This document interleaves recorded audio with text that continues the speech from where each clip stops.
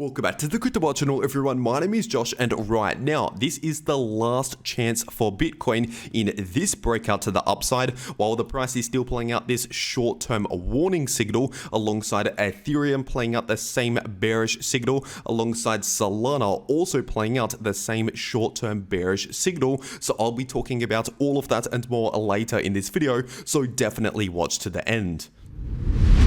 First of all, taking a look at the Bitcoin ETF news today, because just yesterday we saw a decent size net inflow, which is one of the reasons as to why potentially we saw a pump in the price of Bitcoin over the last couple of days. Obviously not today, because these were yesterday's numbers, but we can now see that yesterday the spot Bitcoin ETFs had a net inflow of 418 million US dollars. And if we're looking at the breakdown, we can actually see that this was spread across a lot of ETFs, not just BlackRock or Fidelity. But with that being said, BlackRock and Fidelity still had decent sized inflows. Fidelity still had an above average inflow just yesterday. Meanwhile, the Grayscale outflow, which is the usual outflow we see basically every weekday from Grayscale, that was actually slightly smaller than what we saw over the last couple of days. And so once again, overall, factoring in all of the inflows and the outflows from Grayscale, that leaves us with a net inflow of yesterday of around 418 million US dollars coming into the Bitcoin ETFs to basically buy Bitcoin. And now, obviously, this was just one day of decent net inflows, once again, after over a week of really no decent net inflows. And so, as of right now, this could just be a one-off, but if this continues, if we continue to see $400 million of net inflows coming into the Bitcoin ETFs each and every weekday, then obviously this will be very bullish for Bitcoin if this actually continues as more of a trend. And so as always, I'll keep you up to date on the Bitcoin ETFs here in these daily update videos. So make sure you subscribe to this channel with notifications turned on to stay up to date. And if you want these extra real-time updates throughout the day, follow me over on my Twitter, link down below in the description and in the pinned comment.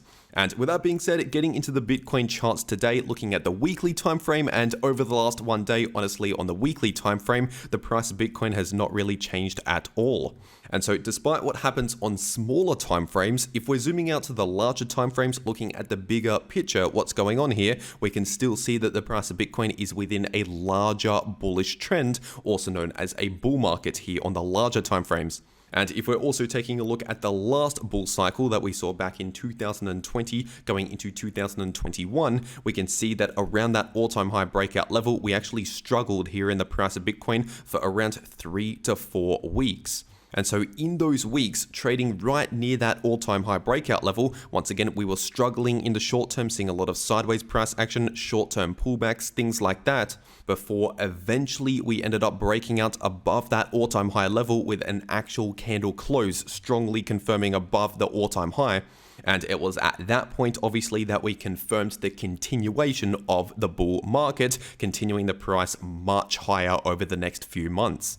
And so right now it is looking like we're in a very similar situation, at least so far. We are struggling around that all-time high breakout level. So far we've seen a few weeks of struggle worth of sideways price action and short-term bearish price action here and there.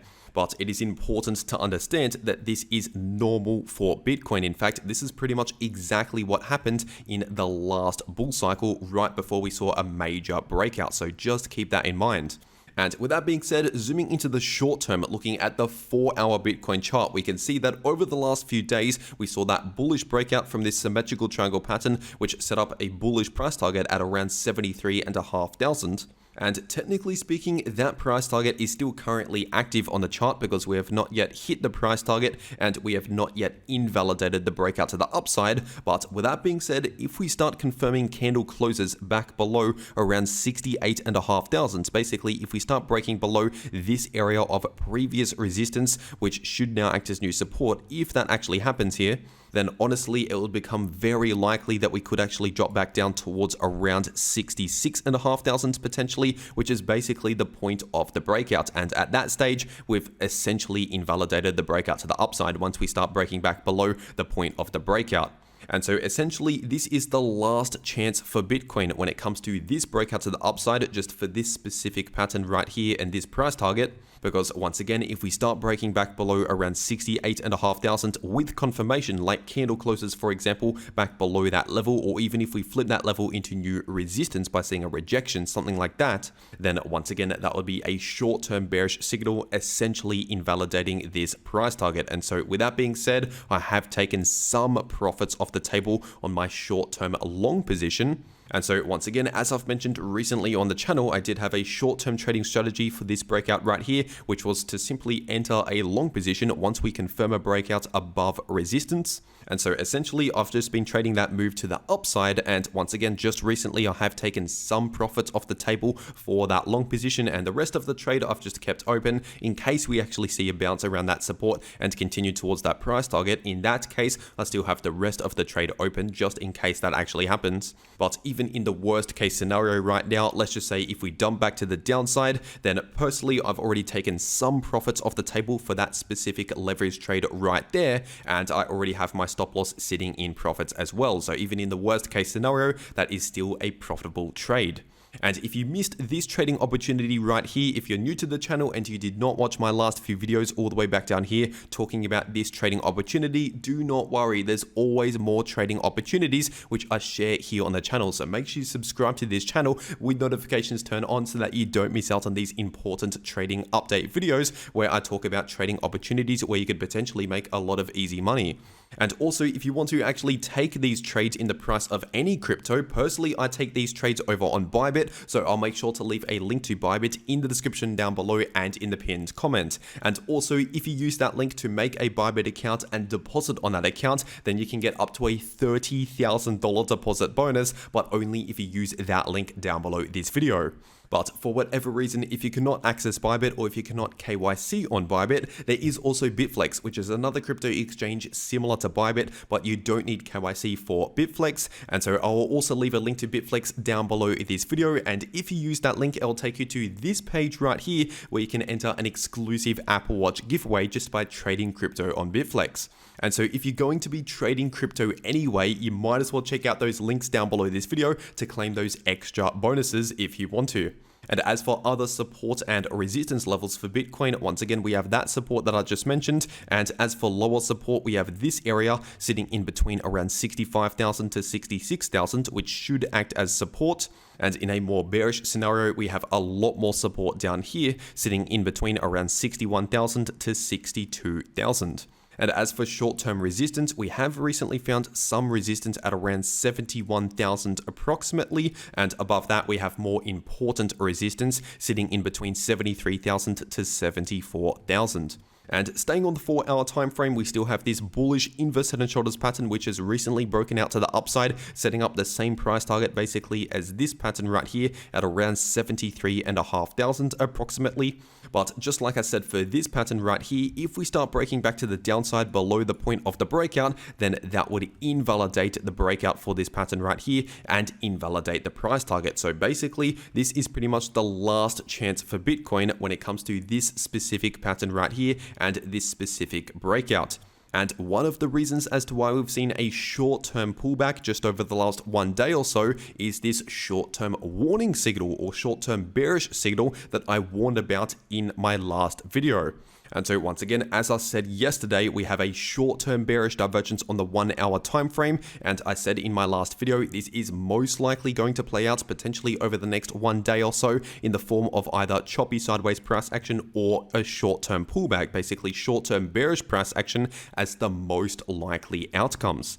And so if you watched my last video, this price action should be very much expected. Once again, this is the most likely outcome or one of the most likely outcomes from a bearish divergence. But now that this has played out over the last 1 day as expected, honestly, I don't expect this to play out much longer than it has already, considering it's only on the 1-hour time frame. And also, if we're looking at the 1-hour Bitcoin RSI, this is already very close to oversold territories. And so it's possible this could play out a little longer, maybe over the next few hours or so. But once again, I don't necessarily expect this to play out much longer, as in I don't really expect it to play out over days and days from now.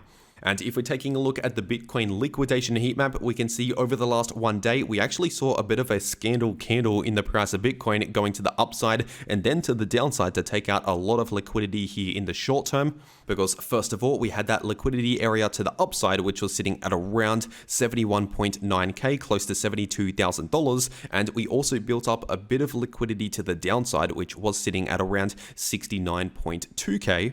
And as always, the price of Bitcoin usually goes towards where there's most liquidity. And so considering the fact that we had some liquidity to the upside just above the price and some liquidity just below the price, once again, we saw that quick move up and down to take out both of those levels. And as for new levels of liquidity to watch out for, in terms of downside liquidity, if we continue to see a bit more bearish price action, one potential level to look out for would be sitting at around 66,500. And as for upside liquidity, we actually still have a decent amount of liquidity at just above $72,000.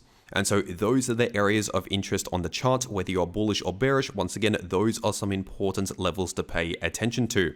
And if we're taking a look at Ethereum on the weekly time frame, right now, just like Bitcoin on the weekly time frame, technically we're still within a bullish market or a larger bullish trend, forming significant higher lows and higher highs here on the larger time frames. And so once again, despite what happens on smaller time frames in the short term, we're still technically looking very bullish here on the larger time frames when we're zooming out, looking at the bigger picture.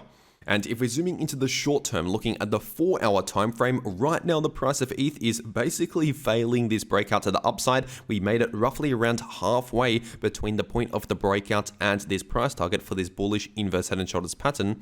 And just like I said for Bitcoin, this is basically the last chance for Ethereum when it comes to this specific breakout right here and this specific pattern right here. Because once again, if we start breaking back below that point of the breakout, so if we start breaking back below around 3460, give or take, then in that case, that would essentially invalidate this breakout to the upside, invalidate the price target, and invalidate the pattern. And so in that case, looking at support and resistance areas, right now we're actually running into a bit of short-term support sitting in between around 3470 to around 3530 approximately. And this is now happening just after we saw basically a perfect rejection from this exact level of resistance that I've been warning about here on the channel. And once again, that resistance is still sitting at around 3650. And as for other support and resistance, if we actually saw a breakout above 3650, we still have important resistance right here in between around 3750 to 3.8K. And as for other support levels, if we actually confirm a breakback below around 3460, then honestly, in that case, that will be a short-term bearish signal, potentially sending the price back down towards around 3.3K. And so once again, that is another reason as to why this is potentially the last chance for Ethereum when it comes to this breakout right here, just this pattern right here. And once again, this short-term pullback over the last one day should not be surprising at all, because I warned everyone about this exact bearish divergence in my last video, saying it's very unlikely we're going to see any bullish momentum in the short term, and instead we should be expecting either neutral price action or bearish price action as the most likely outcome just in the short term. And obviously that's exactly what we saw over the last one day. We saw a little bit of neutral price action followed by some more short-term bearish price action, which once again are the most common outcomes after we see a bearish divergence confirm. But now that this has played out over the last one day as expected, if we're looking at the 1-hour Ethereum RSI, this recently entered into oversold territories, telling us that this bearish divergence is potentially now complete. It's now already played out. And so once again, I don't really expect this to play out much longer than it already has. And instead, if we look at more bearish price action, honestly, we would have to see other bearish signals, not just this signal right here. Like for example, a breakback below this support would be a short-term bearish signal to look out for. And just like Bitcoin and Ethereum, obviously Solana also had this short-term bearish divergence confirm on the chart, which I warned about in my last video. And obviously since then, over the last one day, we've continued to see a bit of a short-term pullback, which once again was one of the most likely outcomes from this bearish divergence. And considering this is on the 2-hour time frame, not just the 1-hour time frame, it could last a little bit longer than the bearish divergence for Bitcoin or Ethereum, for example, just on the 1-hour 2-hour chart. But once again, considering it's still only on the 2-hour chart, I don't really expect this to play out much longer, maybe over the next few hours, possibly over the next 1 day or so. That's still a possibility. But basically, as the RSI approaches oversold territories, that means we're getting somewhat close to a local low in the price, which means as the RSI gets close to oversold territories, it's basically telling us that the bearish divergence is close to ending.